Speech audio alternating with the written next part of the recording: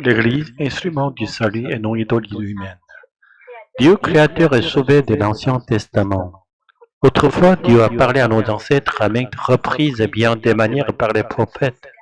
Dans ces derniers temps, il nous a parlé par le Fils qu'il a établi héritier de toutes choses, par qui il a créé l'univers. Hébreux 1.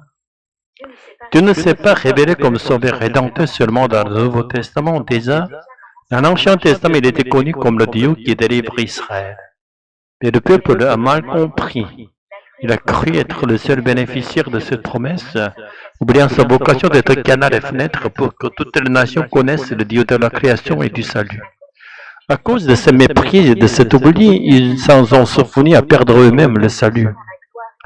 Quand la gloire humaine obscurcit la gloire du Christ. Aujourd'hui encore, beaucoup de croyants se trompent en pensant que l'on doit appartenir à une dénomination particulière, catholique, presbytérienne, méthodiste, etc., pour être sauvé. Dans certaines communautés, notamment les nouvelles églises indépendantes, on en vient à idolâtrer le pasteur fondateur, comme si le Christ ne pouvait être rencontré que par lui. Derrière le langage spirituel se cache souvent un souci de survie économique et de croissance numérique.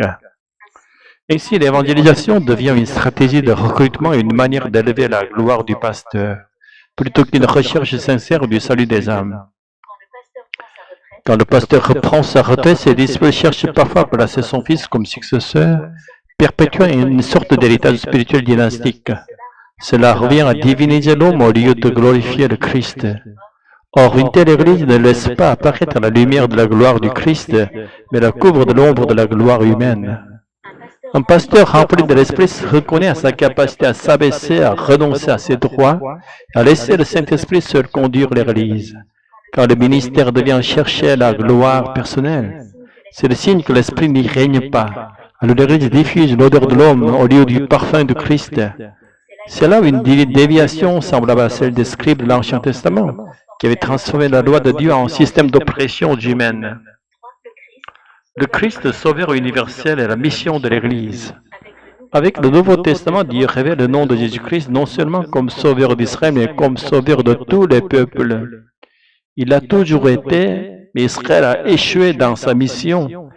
L'essentiel n'est donc pas d'appartenir à une telle Église, mais de croire en Jésus comme sauveur et recevoir le Saint-Esprit comme l'échelle céleste qui nous relie chaque jour à Dieu. Ainsi, l'Église n'est pas une fin en soi, mais un moyen de salut. Un instrument pour nous rappeler de ne pas oublier cette échelle et pour nous aider à le gravir chaque jour.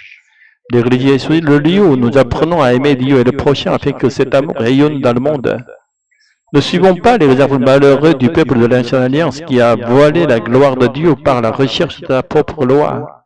Au contraire, par le Saint-Esprit envoyé à l'Église, soyons des croyants remplis de l'Esprit, capables d'accomplir notre mission, éclairer le monde de la lumière du Christ. Au nom de Jésus-Christ, nous le prions. Alléluia. Amen. Seigneur notre Dieu, tu nous as donné ton Fils unique Jésus-Christ comme sauveur de tous les peuples. Garde-nous de réduire ton Église à une gloire humaine. Apprends-nous à marcher chaque jour sur les ciels célestes de ton esprit, que nos communautés reflètent non pas l'odeur de l'homme, mais le parfum du Christ, et qu'elles deviennent lumière pour le monde.